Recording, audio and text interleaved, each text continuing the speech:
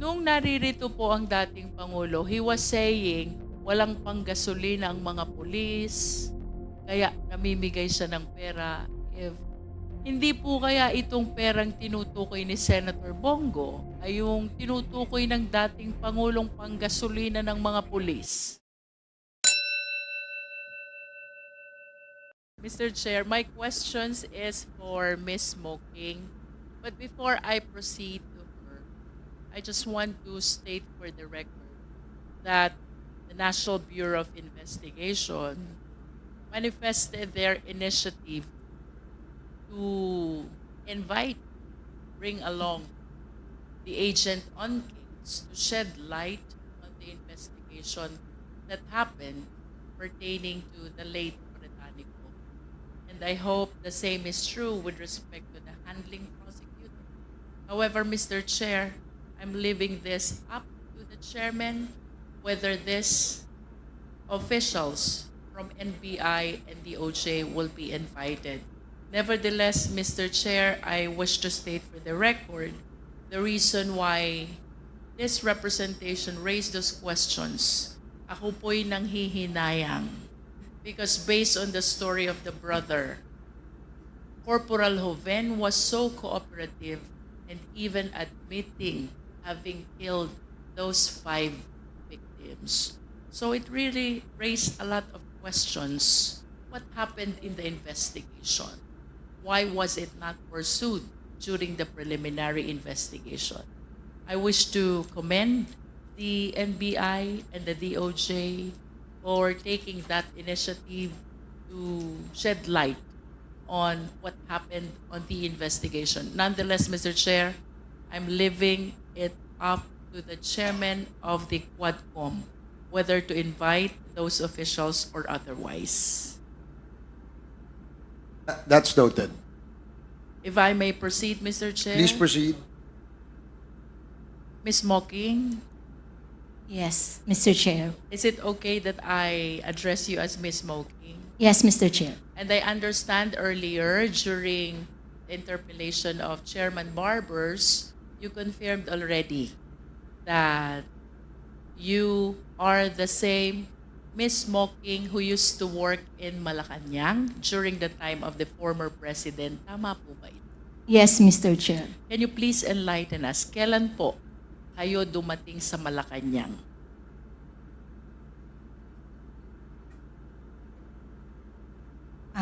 July 1, 2020, 2016. July 1, 2016. And can you please state for the record, ano pong position nyo dun sa Malacanang? Nung July 1, 2016 until August 31 of 2016, supervising administrative officer pa lang po ako noon. Then starting September po, naging ASEC na po. And can you please tell the committee, until when did you stay and work in Malacanang? Until June of 2022, Mr. Chair. Would you agree with me if I would say that during the entire term of the former president, you were working in Malacanang? That's right, Mr. Chair. And can you please tell us, who was your immediate superior during that time? Kanino po kayo nagre-report and under whose instruction do you do your task? From July 1 of 2016 until September of 2018, from the then SAP Senator Bongo, and from October 1, 2018 until June of 2022 under USEC Melchor Kitain, Mr. Chair. Yusek Kitain. Yes, Mr. Chair.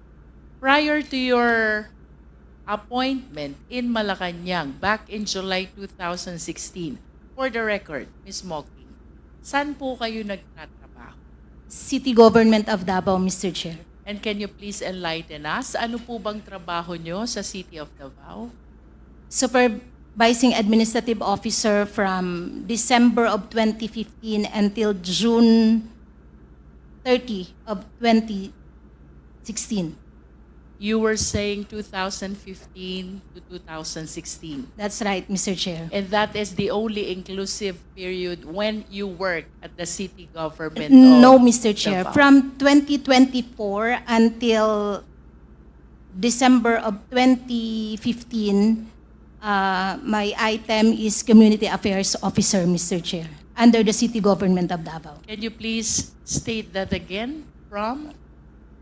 From 2024 until 2015, Community Affairs Officer.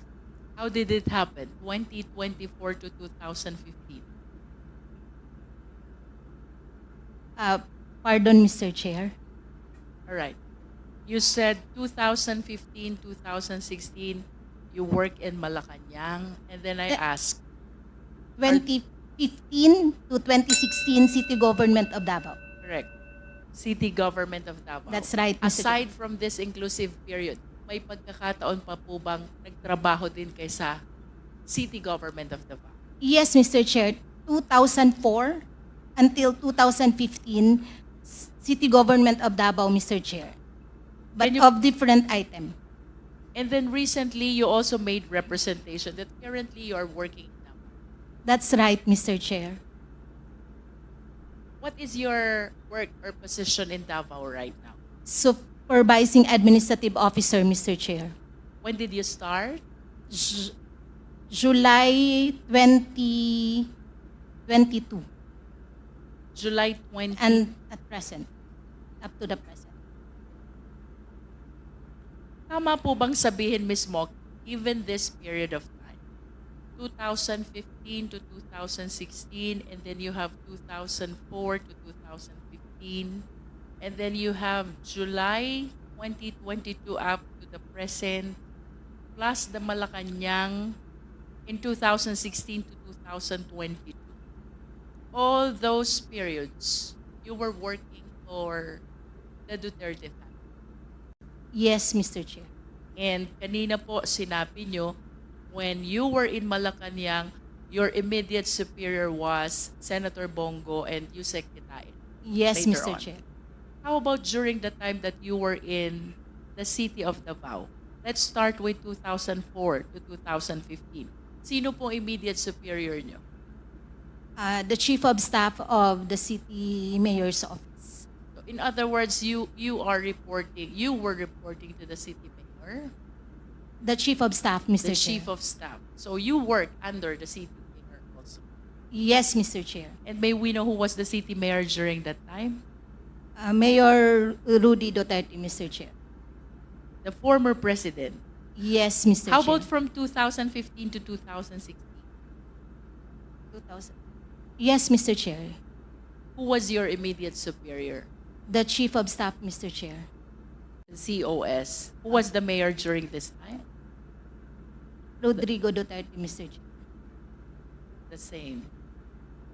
And from July, just for the record, Ms. Muking, July 2022 up to the present, to whom are you reporting at the city government of Davao? Chief of Staff, Mr. Chair. COS. Will you agree with me if I would say that if you're reporting to the COS, it is as if you're reporting also to the LCE, the local chief executive?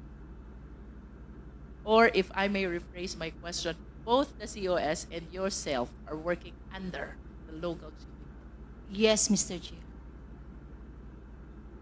Tama po bang sabihin, Ms. Muking? Because of course it is a common knowledge how associated the senator is to the former president. I'm referring to Senator Bongo. Perhaps Senator Bongo is one of the most trusted people of the former president. Tama po ba? I cannot speak in behalf of the President, Mr. Chair. All right.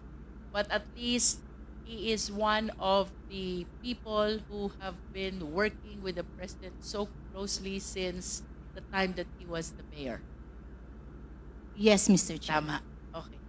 Tama po bang sabihin, Ms. Muking, na kayo po ay labis na pinagtitiwalaan ng Duterte family and given Senator Bongo reason why since 2004 up to the present, ang trabaho po nyo umiikot lang kay Senator Bongo at sa Duterte family.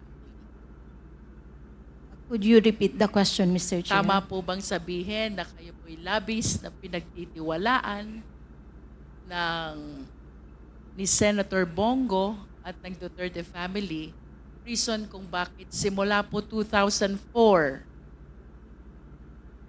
up to the present, ang trabaho po nyo umiikot lang kay Senator Bongo at sa Duterte family? I cannot answer the question, Mr. Chair, in behalf of Senator Bongo and the former President. I understand. Thank you, Mr. Chair. Can you please enlighten us, Ms. Moki?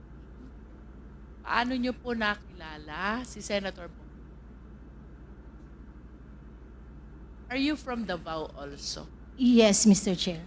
Born and raised? Yes, Mr. Chair. Alright. Please enlighten us. Paano po nyo nakilala si Senator Bongo? Nung nag-work po ako sa City Government of Davao, dun ko lang po siya nakilala, Mr. Chair. And I wish to believe that since you started working in the city of Davao 2004,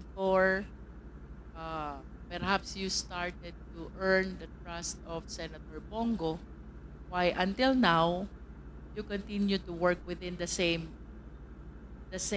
network of the Duterte family. That is a manifestation. You don't need to answer that. How about President Duterte? Kailan niyo po siya nag-umpisang makilala? Was it during the time you started working at the city of Davao or even prior to that? Since 2004, Mr. Chair, when I started working with the City Government of In Davao. other words, the reason why you came across Senator Bongo and the former president is because you worked in Davao City. There was no prior encounter before the work in Davao City. No, Mr. Chair. Okay. Ms. Muking, I understand that,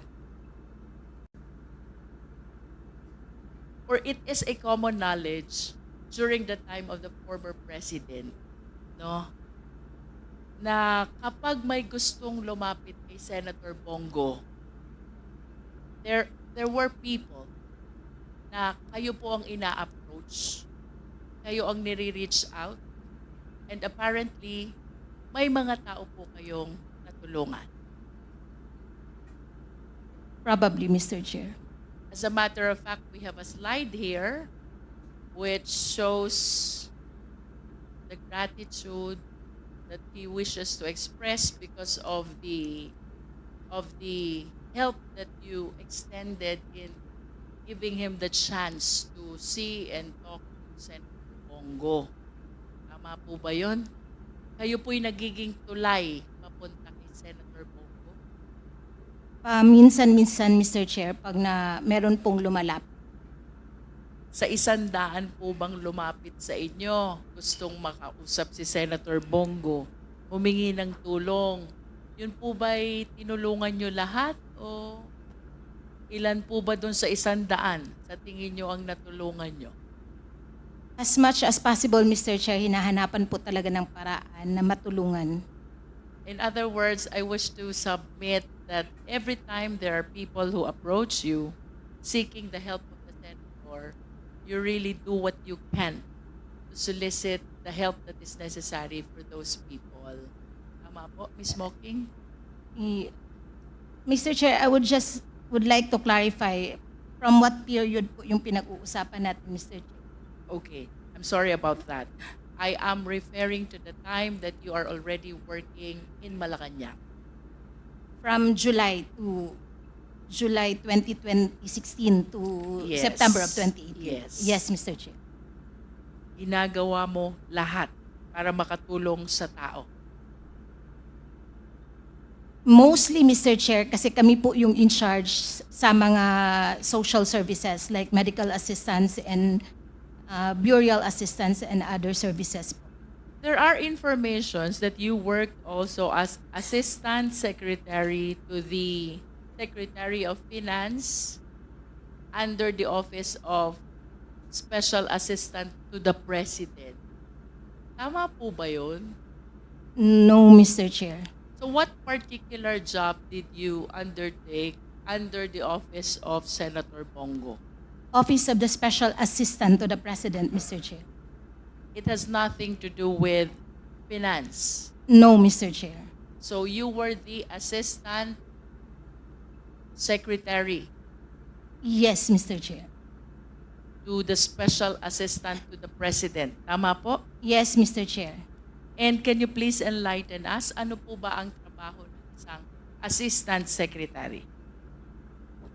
Under the Office of the Special Assistant to the President, Mr. Chair, mostly our work revolve around administrative matters, clerical works, errands, social services, and mechanical jobs, Mr. Chair.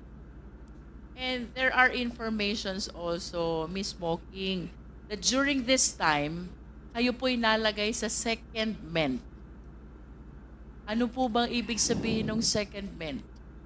Secondment, Mr. Chair, is the temporary transfer of position of an employee from one unit to the other, Mr. Chair. And that is while maintaining your job and title under the special assistant to the president's office.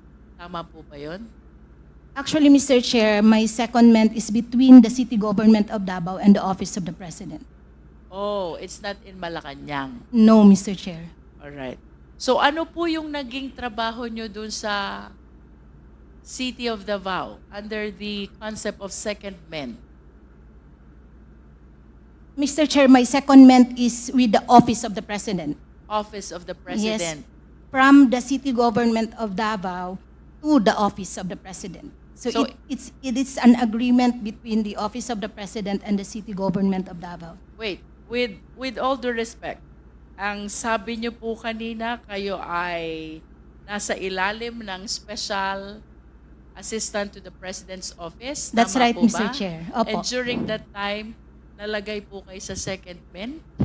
Yes, Mr. Chair. And that secondment pertains to another job under the office of the President? No, Mr. Chair. It is a secondment between the city government of Davao and the Office of the President. So my item, Mr. Chair, is with the city government of Davao. Then I was seconded to the Office of the President. Can you please further elaborate, Ms. Muking, no? Kasi during this time, kayo po ay under ng SAP. Tama po ba? Yes, Mr. Chair, starting September of 2016 until June of 2022. Until June of 2022. Ibig sabihin ng item nyo po nasa SAP. No, Mr. Chair, the item is under Office of the President. Under the office of the Yes. President. But the office where I am reporting is with the Office of the Special Assistant to the President. So alin po yung secondment na tinutukoy nyo? The agreement is between the city government of Davao, wherein the Office of the President requested the city government of Davao that I will undergo the secondment. So the Office of the President requested the city government of Davao that I will be admitted to the Office of the President. Is it not that the item is under the OP? Actually, Mr. Chair, if we are talking about the secondment, it is an agreement between the employee and the office and the position where you will be admitted. Yes, but you were saying a while ago, ang item nyo ay nasa OP, ang trabaho nyo ay nasa SAP.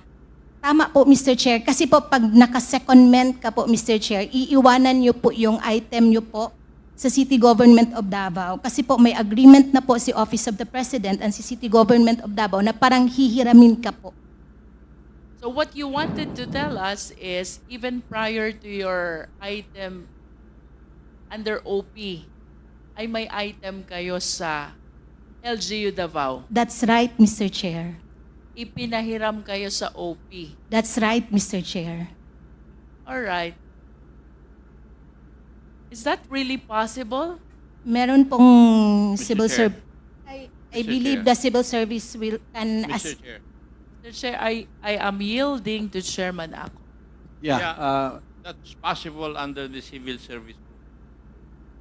But I do not know if it is for an extended period. What I can remember is that it is only good for 1 year, renewable.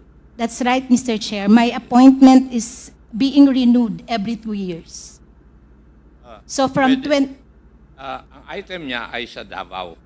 Pinahiram siya ng Davao City Government sa Office of the President. Pero may limit yan according to the Civil Service Law. 2 years. That's right, Mr. Chair. Renewable. So every 2 years po yung renewal, Mr. Chair. Ms. Muking, can you please enlighten us?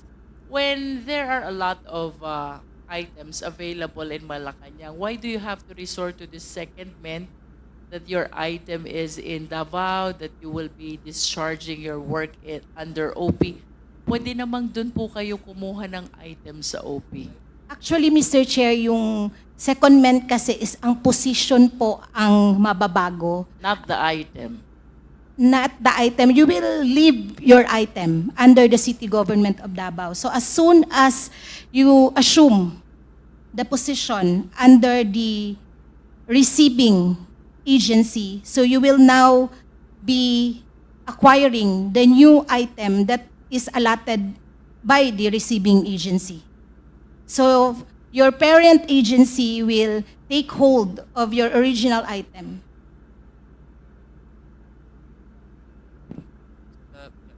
Para maklaro po, no? Yes, Congressman Adjong. So, your item, pinahiram ka sa Malacanang kasi this is what happens also in the BARM.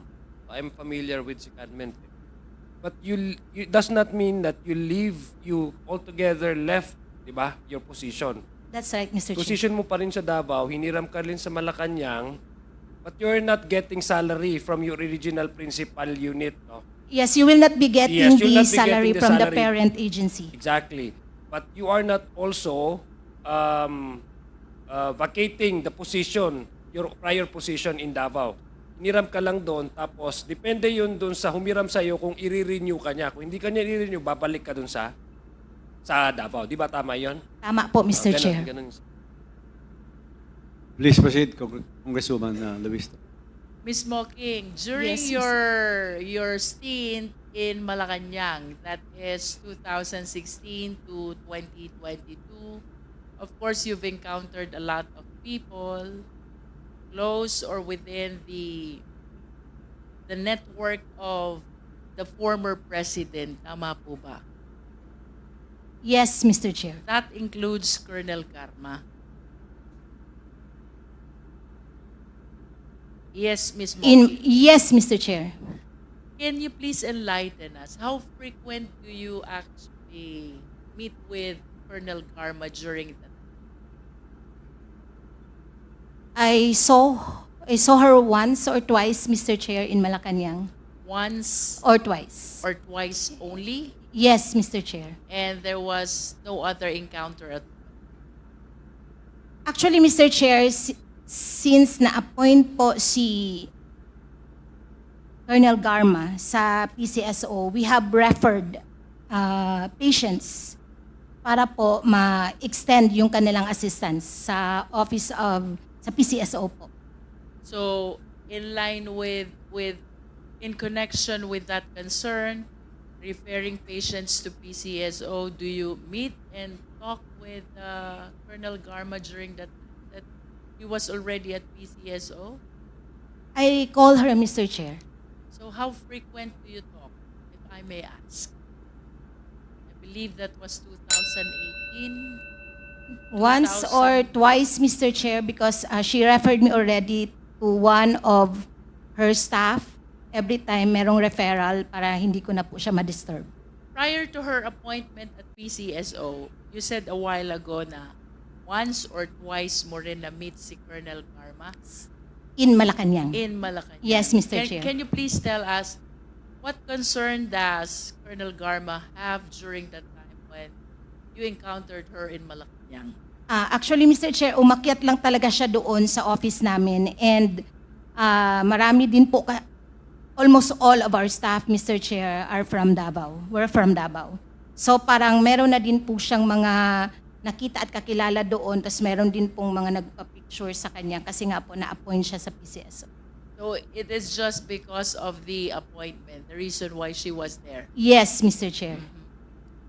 With all due respect to the personalities that I will be mentioning, Ms. Moki, but if you are following the investigation, there have been allegations about the reward system of the Ye- war on drugs. You're aware of this? Yes, Mr. Chair. And Senator Bongo is always being implicated every time the reward system is being mentioned. You're also aware of it. Yes, Mr. Chair. Okay. As one of the people who work in Malacanang during the time of FPRRD, can you please enlighten us? Ano po bang nalalaman nyo dito sa reward system at ano po bang nalalaman nyo about the possible connection of Senator Bongo, if there is any? I have no knowledge actually, Mr. Chair, about the reward system that is going on within Malacanang, Mr. Chair. And if you have no knowledge about the reward system of the war on drugs, the more reason that you have no knowledge about Senator Bongo's implication to this reward system. That's right, Mr. Chair. But are you aware that there was public pronouncement already coming from another senator, Senator Bato de la Rosa, confirming that even during the time of the former president as mayor of Davao, namimigay na po ng pera si Senator Bongo. What can you say about this? I have no knowledge of Senator Bongo releasing money po, Mr. Chair. I understand. Just for the information of the committee secretary, can we please flash that poster from the social media where Senator Bongo made this comment that even during the time of the former president in Malacanang, namimigay na ng pera si Senator Bongo. Nevertheless, would you know, Ms. Mok,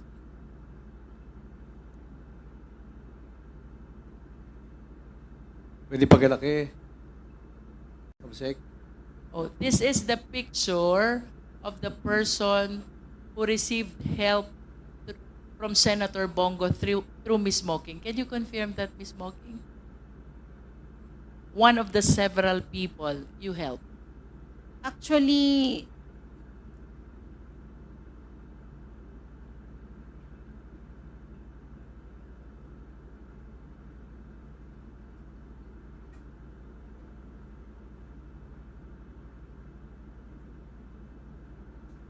Actually, Mr. Chair, this person is one of my relatives. So you confirmed that he received help from Senator Bongo through you. Actually, hindi po ako nagbigay sa kanya ng help, Mr. Chair. About the senator, he's saying, thank you very much and God bless you more. Baka, I really don't know, Mr. Chair, pero baka related po siguro sa mga services po ni Senator Bongo under his office. All right. Secretariat, can we please flash the next slide? The one with the public pronouncement. There. Ang sabi po dito, Ms. Moking, namimigay naman talaga ng pera si Bongo. Inutusan niya ni President Duterte noon pa. Sa Davao pa kami. I have no knowledge about that, Mr. Chair. But can you please enlighten us at least? Ano po ba yung perang tinutukoy ni Senator Bongo dito? Would you know if this is the reward system which is being alleged in relation to the war on drugs? Hindi ko po alam, Mr. Chair. Hindi po siya familiar sa akin, Mr. Chair. Would you know if Yung- this is operational fund of the PNP? Actually, Mr. Chair, hindi po kasi ako privy sa mga police operations and kaya hindi po ako familiar dito sa sinasabi na Yes, I understand. But since you work at the office of the mayor, I'm trying to elicit information if there are chances or incidents when you encountered similar concerns. So, nung naririto po ang dating Pangulo, he was saying walang panggasolina ang mga pulis, kaya namimigay siya ng pera, if my recollection is correct. Hindi po kaya itong perang tinutukoy ni Senator Bongo ay yung tinutukoy ng dating Pangulong panggasolina ng mga pulis? Actually, Mr. Chair, i-relate ko lang po ito doon sa naging question din po sa Senate hearing. Ang gasolina po na sinasabi po ni former President was yung binibigay po namin na parang PO slip para po sa mga police precinct. Parang isa din po yun sa support na binibigay ni former President. By PO, it means purchase order, Purchase slip.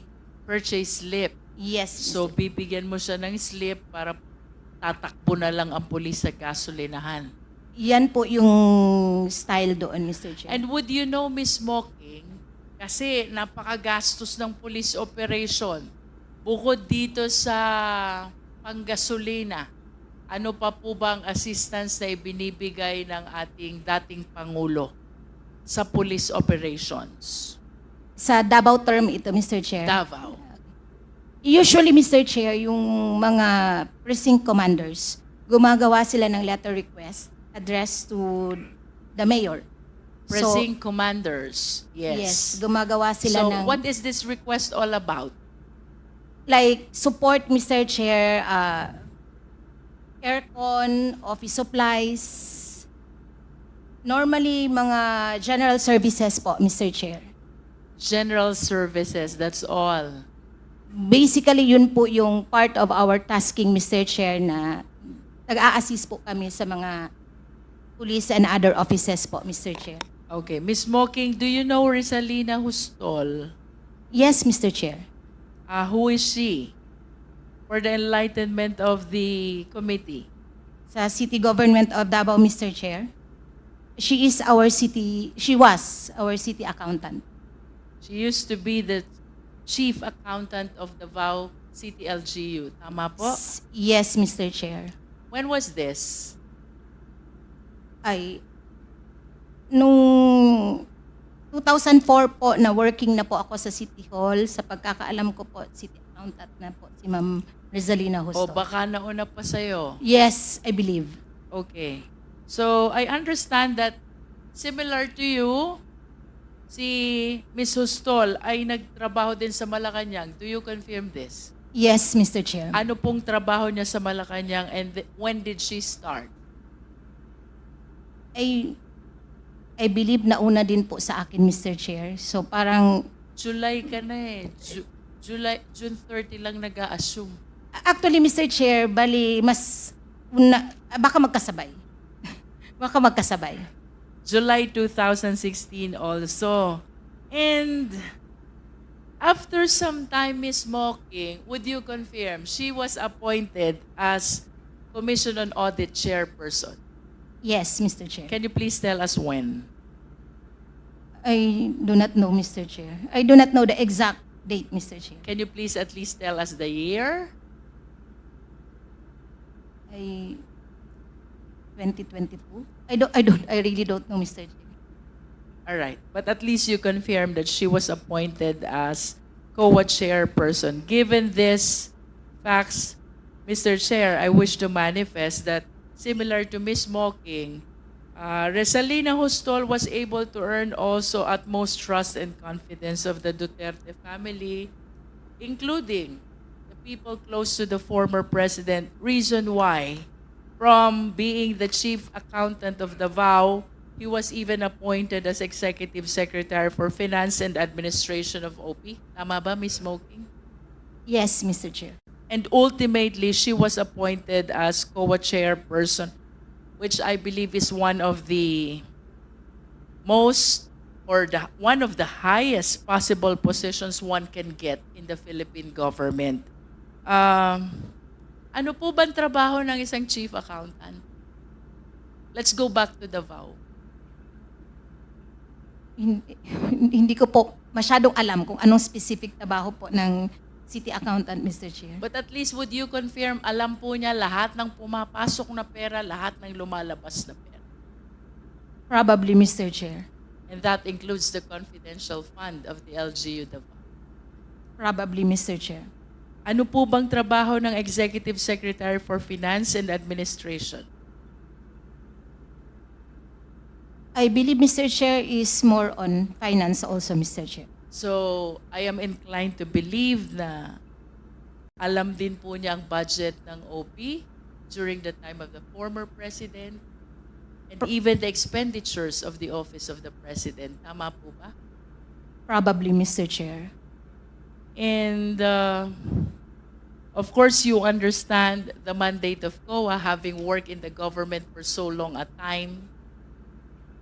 What do you understand about the work of Resalina Hostol in the Commission on Audit?